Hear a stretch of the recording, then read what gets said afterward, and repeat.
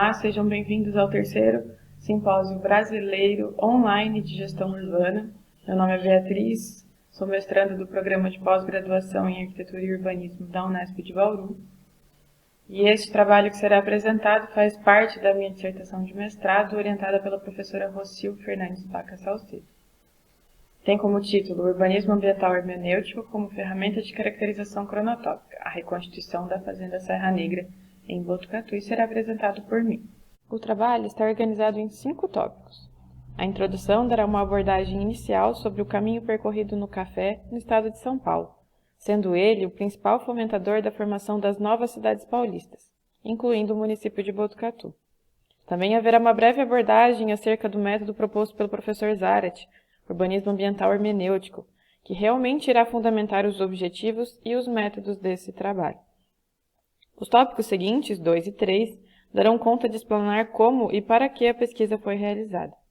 Os resultados, dispostos no tópico 4, envolvem a análise do contexto urbano, social, econômico e político no qual está inserida a Fazenda Serra Negra, enquanto os estudos de identificação das dimensões físicas, sociais e simbólicas se darão sobretudo na análise completa das obras de Antônio Ferrinho, com auxílio de mapas executados pela autora para o entendimento da fazenda como era em sua origem. Por fim, algumas considerações que buscam retomar a relevância deste trabalho perante as pesquisas realizadas com o patrimônio agroindustrial paulista e a contribuição com os estudos do urbanismo ambiental hermenêutico. O processo de formação das cidades no interior de São Paulo esteve intimamente relacionado com o campo. As atividades econômicas desenvolvidas, em sua maioria, eram agrícolas, até a chegada do café. A economia cafeira foi responsável por ampliar as fronteiras, reafirmar novos valores, abrir as portas para a ferrovia e para a industrialização do Estado, sendo ela responsável pela urbanização dessas novas cidades. A produção arquitetônica do período reflete os avanços da paisagem que abandona o estilo caipira e vernáculo e paulatinamente incorpora o caráter industrial da produção no beneficiamento e comercialização do café. A cafeicultura marca trajetórias de diversas regiões no estado. Sendo assim, este trabalho tem ênfase para os sertões de Botucatu, vide sua extensa abrangência territorial, que ultrapassa os impactos geográficos e torna-se um polo para o qual a historiografia de diversas cidades de São Paulo converge em suas memórias. Ressalta-se que no momento de sua criação, 1855, a vila de Botucatu abrigava os atuais municípios de Águas de Santa Bárbara, Anhembi, Avaré, Bofete, Botucatu, Lençóis Paulista, Pardinho, Pratânia e São Manuel, de acordo com o IGC. Isso também está representado neste mapa produzido pela autora, que marca em verde o município de Botucatu e no entorno, em 1855, todos os municípios que compunham este território. Vale ressaltar que, anteriormente a 1855, outros municípios também faziam parte dos sertões de Botucatu.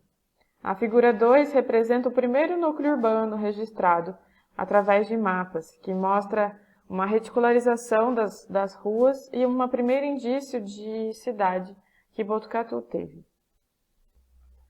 Com a chegada do café, em 1870, as terras passam a ser exploradas definitivamente. O café impulsionou a atividade urbana no território, chamando a atenção de grandes produtores do estado, como a família Conceição, herdeiros do Barão de Serra Negra. Os irmãos João Batista Rocha, Manuel Ernesto e Júlio, no início da década de 1880, dominaram quase completamente a faixa de terras entre o rio Lavapés e Capivara, desde a cidade de Botucatu até a sua confluência. Com os indícios de chegada da ferrovia, Manuel Ernesto da Conceição estabelece sua propriedade em 1888, chamando-a de Vila Vitória, dada a sua proximidade com a estação Vitória. Devido ao prestígio de seu proprietário, a fazenda foi registrada pelo pintor italiano Antônio Ferrinho, que nos concede, embora pictórico, um cenário daquilo que pode ser considerado o auge da produção cafeeira. A figura 3 mostra a implantação da Fazenda Serra Negra como é atualmente. Aqui se vê um vasto lago, a plantação de cana-de-açúcar e aqui as edificações. As edificações mantiveram-se em uso até a queda da produção cafeeira, a partir de 1929, que paulatinamente desmobilizaram a estrutura da propriedade. A Fazenda Serra Negra, como hoje é conhecida, reflete o abandono e esquecimento que esse patrimônio localizado no meio rural sofreram com o tempo. O Conselho Internacional de Monumentos e Sítios atribui o abandono das paisagens rurais a alterações demográficas, culturais, estruturais e ambientais. Em Botucatu, as alterações demográficas revelam-se com o êxodo rural e pressões de desenvolvimento de empresas sucroalcooleiras. As culturais, relacionadas ao estigma que o saber fazer tradicional possui em detrimento das práticas modernas, somado ao apagamento das raízes caipiras que a população não toma propriedade, fazem com que o patrimônio agroindustrial esteja desocupado, sem uso e esteja progressivamente fadado à ruína. Segundo a Carta de Veneza, de 1964, preservar é revelar os valores históricos e estéticos do monumento, mas a conservação de um monumento só é favorecida por sua destinação útil à sociedade. Os vestígios arquitetônicos da produção cafeeira são reveladores de valores patrimoniais, que são capazes de fornecer um conhecimento dos atributos e valores tangíveis e intangíveis das paisagens rurais, sendo a premissa necessária promover uma conservação sustentável dessas áreas, a fim de garantir a transmissão de significados culturais às gerações futuras. Entretanto, os vestígios atuais já foram severamente modificados ao longo do tempo, e não há registros de como esse patrimônio foi no auge de sua produção cafeeira, ou seja, no período em que o conde Serra Negra vivia na fazenda. Como reconstituir esses aspectos de forma a levar em consideração a arquitetura, mas também os principais agentes sociais e suas respectivas memórias a respeito do espaço? O urbanismo ambiental hermenêutico, proposto por Marcelo Zárate, tem como objetivo propor um modelo de visão ou de cidade análoga, que orienta ações projetuais de maneira interdisciplinar, a fim de revelar o código genético do lugar, ou seja, remete-nos à condição de que cada lugar urbano é único e possui suas próprias características, atividades sociais distintas e que devem ser estudadas separadamente. Para Zárate, as ações projetuais sobre o lugar devem promover o equilíbrio, levando o diálogo entre a população, o sabor técnico-científico e a percepção daqueles que tomam decisões sobre o lugar. Para tanto, o método urbanismo ambiental hermenêutico revela valores outrora expostos por Bakhtin, Ricoeur e nas teorias de Montagnolo. Estes autores exploram a relação do diálogo, da contextualização tempo-espaço e da arquitetura dialógica, que visa o lugar não como um texto isolado, mas resultado da interferência de seu contexto histórico, urbano, social, político, cultural, econômico e ambiental. O conceito de cronotopos nada mais é do que uma sincronia entre as alterações físicas e sociais ocorridas nesse lugar, em um determinado período, representado pelas novas narrativas históricas da arquitetura do lugar, fazendo com que possamos conhecer os modos de vida e as formas de como habitamos o mundo no decorrer de nossa história. Zárate traz justamente a relação dialógica para o urbanismo, ao promover o diálogo interdisciplinar para a interpretação da dimensão projetual do ambiente construído, levando em consideração 3 dimensões essenciais: a física, a social e a simbólica. O conceito de cronotopos nada mais é do que uma sincronia entre as alterações físicas e sociais ocorridas neste lugar em um determinado período, representado pelas novas narrativas históricas da arquitetura do lugar, fazendo com que possamos conhecer os modos de vida e as formas de como habitamos o mundo no decorrer de nossa história. Zárate traz justamente a relação dialógica para o urbanismo, ao promover o diálogo interdisciplinar para a interpretação da dimensão projetual no ambiente construído, levando em consideração 3 dimensões essenciais: a física, a social e a simbólica. A dimensão física ou espacial é a dimensão material, que leva em consideração o ambiente natural e o ambiente construído, das manifestações do ambiente sociocultural em seu processo de apropriação e transformação do território. A dimensão social é uma organização funcional das práticas sociais, no qual as pessoas desenvolvem-se da forma com que relacionam com um cenário em específico. A dimensão simbólica são expressões verbais e escritas, construções de valores, significados, representações e expectativas sociais, aquilo que se interpreta do que se interpreta do lugar. Aqui, na figura 4, nós podemos perceber a relação da dialogia traçada pelo Pampana, que mostra realmente como o cronotopos é a relação entre todos esses aspectos. E aqui, já um esquema de Zárate que engloba o contexto com o ambiente físico, o ambiente social e o ambiente simbólico, que vão estabelecer relações físico-simbólicas, sociossimbólicas e sociofísicas. A inter-relação desses aspectos é o que gera o código genético.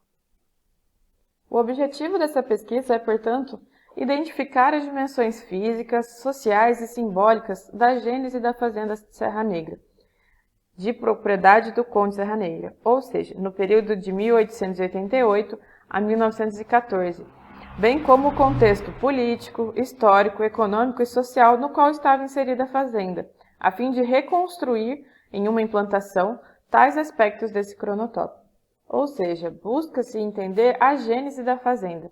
Existem vários e diversos relatos de como é a fazenda atualmente, de como está a sua implantação com essa casa-sede abandonada, que vemos na figura 5, os jardins históricos abandonados, com a tulha abandonada.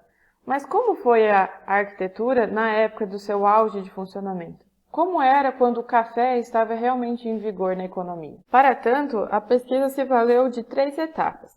A primeira, da caracterização do contexto, a segunda, da identificação das dimensões físicas, sociais e simbólicas, e, por fim, a reconstituição da gênese da Fazenda Serra Negra através do desenho. A caracterização do contexto histórico, político, urbano e econômico da Fazenda Serra Negra se valeu da coleta de dados em instituições públicas ou cartórios pertencentes ao município de Botucatu, bem como um embasamento teórico que aborde o modo de viver paulista, a arquitetura eclética e a formação do patrimônio religioso no interior de São Paulo. Para a identificação dos aspectos físicos, utiliza-se de levantamento métrico e fotográfico do exemplar de estudo, bem como a pesquisa iconográfica, buscando vestígios do que foi a arquitetura em seu auge, nos quadros de Antônio Ferrinho, por volta de 1896 a 1905, intitulados ou como Fazenda da Baronesa ou como Fazenda do Conde Serra Negra. As fotos retiradas, que são mostradas aqui ao longo do trabalho, foram produto de um levantamento fotográfico realizado no ano de 2017. Todas as considerações realizadas têm como base a pesquisa bibliográfica acerca da arquitetura das fazendas e da arquitetura eclética realizada nos palacetes urbanos. A dimensão social remete-se à identificação dos principais atores sociais que atuaram na fazenda. Esse aspecto se vale das pesquisas realizadas em jornais que citem o conde ou a condessa, bem como suas propriedades. Usa-se também da análise iconográfica para identificar o perfil dos trabalhadores e textos que abordem a vida dos proprietários no ambiente rural e, eventualmente, no espaço urbano. A dimensão simbólica será analisada a partir da perspectiva dos proprietários, segundo relatos documentados. O simbolismo do lugar está relacionado com as expectativas dos grupos sociais acerca desse lugar. São expressões verbais e escritas, construções de valores, significados, aquilo que se interpreta do lugar. Para a análise do contexto, se valerá da pesquisa realmente de compreender como era a região de Botucatu. A região que foi ocupada por Botucatu é proveniente de uma congruência de caminhos que necessariamente acabavam passando por esse território, sejam eles caminhos de socorros, religiosos ou militares. É fator determinante que a paisagem escolhida como base para tais fins seja dotada de acessos, transporte, facilidade em conseguir alimentos, água e permitir grandes visuais para a segurança. Com tantos predicados, a cidade acaba atraindo tropeiros vindos de Franca, Itapetininga e um grande contingente do sul de Minas Gerais. Botucatu carrega o posto de boca de sertão, dada sua localização privilegiada nesses caminhos. O histórico de doação, ocupação e consolidação do território botucatuense será marcado por conflitos de terra, perseguições políticas ligadas à revolta liberal, embates entre colonizadores e nativos e do banditismo. Desde então, a arquitetura residencial é utilizada como forma de demarcar sua propriedade. Donato cita acerca do conflito entre o tropeiro mineiro e um poderoso capitão vindo de Itapetininga nas terras de Botucatu. Sucedeu que o tropeiro voltou e posseou quanto pôde. Fez casa, curral e lavoura. Chamou de terra natal, parentes e amigos, seguidores da política conservadora. De início, as propriedades usavam a terra para a criação e venda de porcos. Era uma arquitetura de influência luso-mineira. Escolhiam terrenos próximos a cursos de água estruturas autônomas de madeira que se assentavam sobre muros de pedra e que aproveitavam do terreno, como dos orbitais em torno de salas de receber, porões com altura elevada, ora fechados com pedra, ora com pau a pique. Apesar da relativa alteração econômica e social que irá acontecer no final do século XIX, essas características vindas do saber fazer mineiro irão perdurar no espaço, mesmo com a chegada tardia do café em Botucatu por volta de 1870. A cafeicultura paulista amarra-se em 3 grandes pilares: a titulação das terras do sertão, que estavam sendo incorporadas à economia imperial, o desenvolvimento de conhecimentos específicos e tecnológicos para lastrear a evolução do complexo agroindustrial e a garantia, sem traumas, de substituição da mão de obra escrava pela de trabalhadores assalariados, imigrantes europeus. Em Botucatu, a cafeicultura paulista adquire ainda mais um pilar, o tipo de solo. Uma vez transposto o Tietê, as plantações de café estão cada vez mais acentuadas à margem da cuesta, aproveitando-se de uma variedade original, frutos da terra roxa, o café amarelo, ou café Botucatu. Aliado a isso, as ferrovias avançam o território paulista para transportar o café. Fonte principal do recurso financeiro dos avanços, era de interesse proteger as fronteiras e transpor geograficamente as barreiras geográficas que os sertões apresentavam. A Sorocabana estabelece principalmente em uma área rural afastada, chegando em 1888 às terras de Antônio Monteiro, e somente em 1889 à área urbana, com uma estação ferroviária eclética que levará os trilhos até a região de São Manuel. Estes fatores irão alterar a sociedade que agora relaciona-se com o novo governo, por isso será retratada no trabalho como a sociedade republicana. A tradição local é deixada de lado, e a sociedade republicana busca, nas tradições francesas e inglesas, seus meios materiais de distinção social. Pela primeira vez, desde o início da colonização da América pelos portugueses, as elites paulistas dispuseram nas moradias de luxo equivalente ou superior às famílias nobres do Rio de Janeiro, e é através da arquitetura que essas alterações ficam ainda mais evidentes. As fazendas deixam de ter características simples e assumem caráter de verdadeiras empresas agroindustriais. Maquinários movidos a vapor, substituições de técnicas construtivas, aumento de funcionários, soluções em ferro, vidro, são novas esculturas que vão compor esse cenário de produção cafeeira. A casa-sede é a concordância de todas essas inovações. A taipa será substituída por tijolos. Os alpendres irão se disseminar em praticamente todas as casas. Adornos de ferro, o porão se dissemina como elemento fundamental das casas seguindo um código de postura e sanitário, que tinha como objetivo fazer da residência um ambiente saudável e livre de doenças. Também o vento e o sol são elementos essenciais para as casas. Com o acúmulo da produção excedente, próximo à década de 1930, a crise cafeeira era eminente no estado de São Paulo inteiro. Vindo pelo Vale do Paraíba, a dificuldade atingiu as grandes produtoras do Ouro Verde. Com o êxodo rural avançando ao longo das décadas, somado ao apelo urbano dos edifícios ecléticos instalados no conjunto urbano, diversos desses sítios históricos acabam sendo abandonados e poucos perduram até hoje no espaço. Em Botucatu, os vestígios arquitetônicos desse patrimônio rural foram demolidos, com exceção de algumas casas-sede que ainda adquirem o caráter de ruínas entre paisagens naturais ou intervindas pela cultura sucroalcooleira, e que só são percebidos entre os caminhos realizados pelos moradores entre uma cidade e outra. A seguir serão detalhados os aspectos da fazenda que são capazes de reconstruir a sua gênese. Através das obras de Antônio Ferrinho e da releitura de intervenções ocorridas ao longo do tempo na fazenda, pôde-se chegar à gênese de sua implantação. De origem italiana, o artista parte para o Brasil em 1893 e fixa a residência em São Paulo. Rapidamente passa a receber encomendas de fazendeiros, entre as quais se destacam a série de 12 telas sobre o cultivo do café, que reproduzem a vida e os costumes do interior paulista, feitas para o Conde Serra Negra. Dentre elas, 4 em particular se destacam por levarem em seu título o nome da fazenda, ou do proprietário.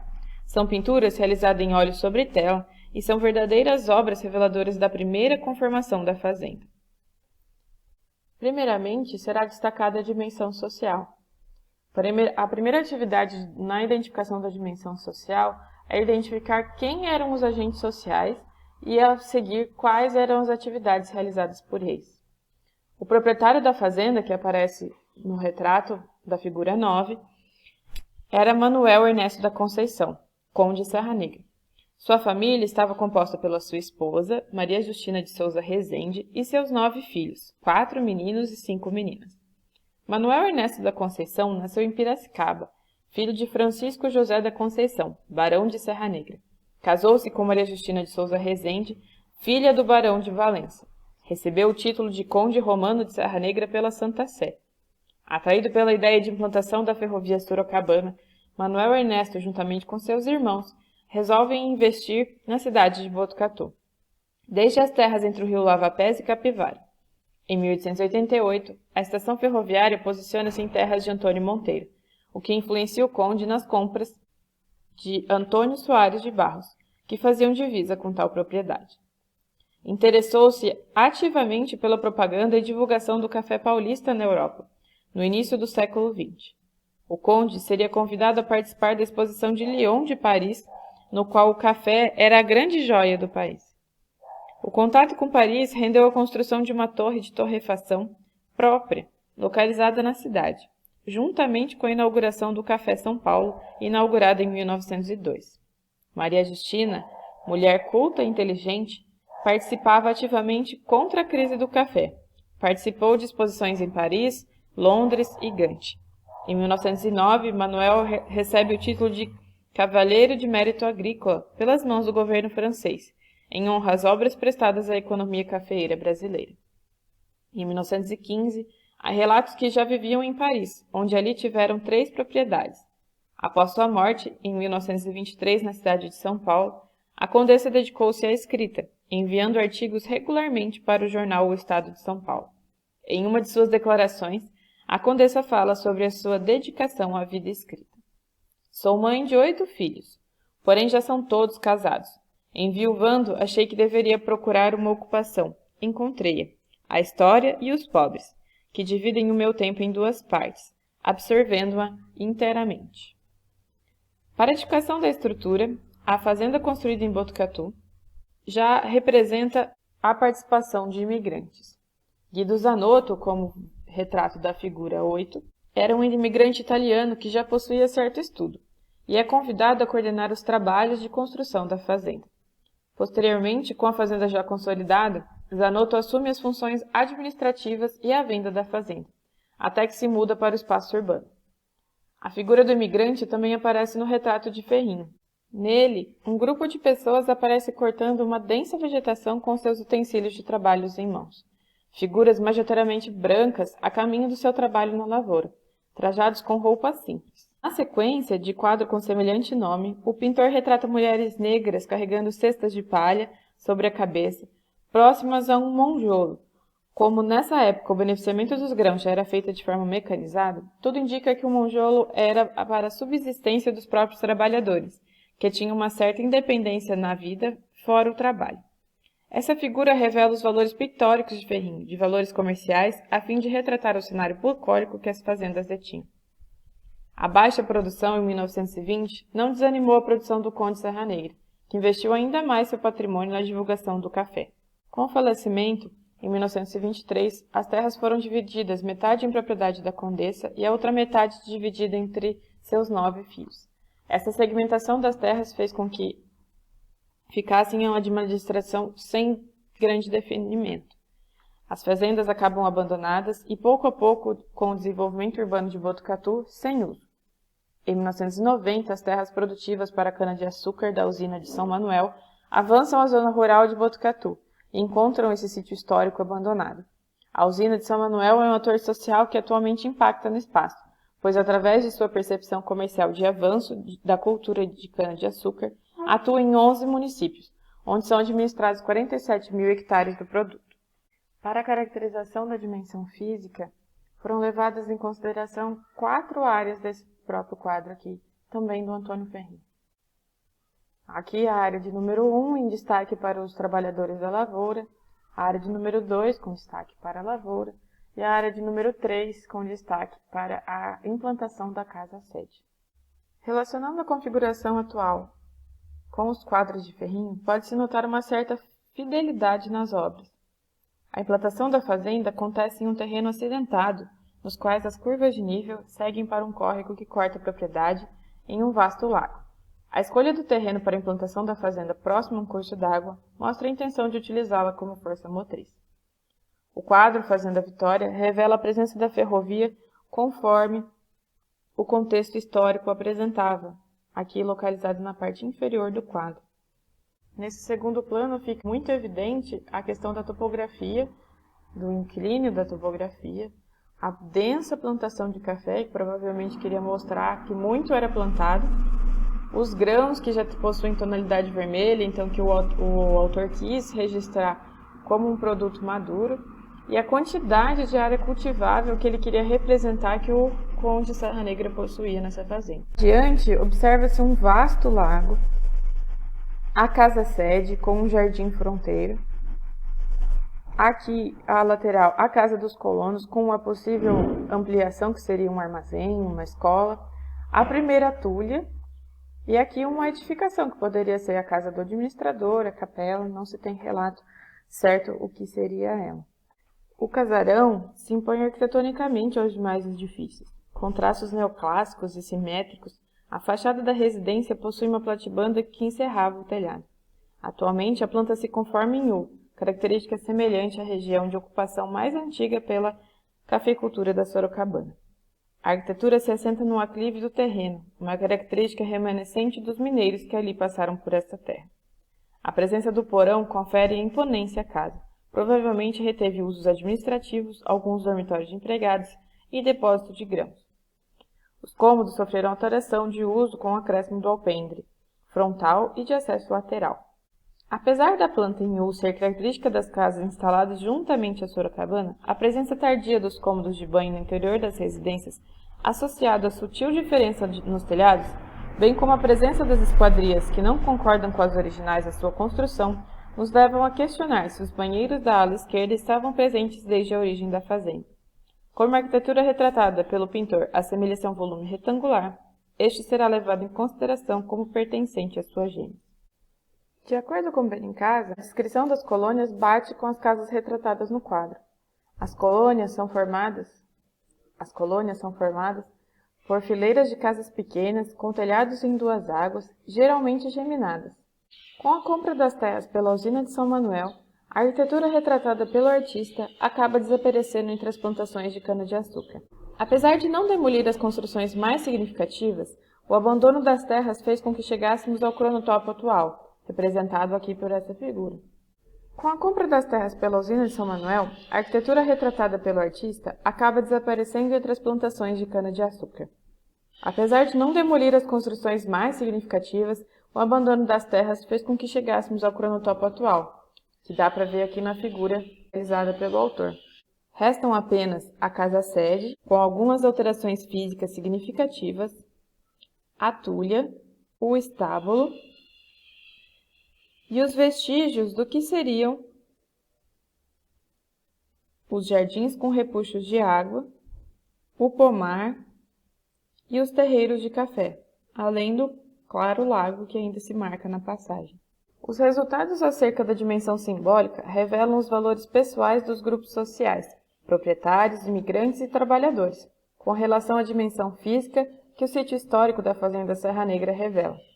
Vale ressaltar que diversos elementos arquitetônicos não são utilizados por acaso. Eles são reveladores de valores que os diferentes grupos sociais carregam. A título de exemplo, para os proprietários, a fazenda simbolizava um grande investimento no qual a sua principal renda se valeria da quantidade de café que se poderia produzir. Vide a quantidade de café representada por Ferrinho em um de seus quadros. Para tanto, era necessário que toda a área cultivável fosse ocupada com a plantação de café, e somente as áreas remotas, geralmente próximas aos cursos de água, seriam destinadas para as colônias, que se dispunham em linhas retas para também ocupar menor parte do terreno, conforme os itens aqui mostrados nas figuras e também na aproximação aqui, dispostas em linha reta, conforme os quadros.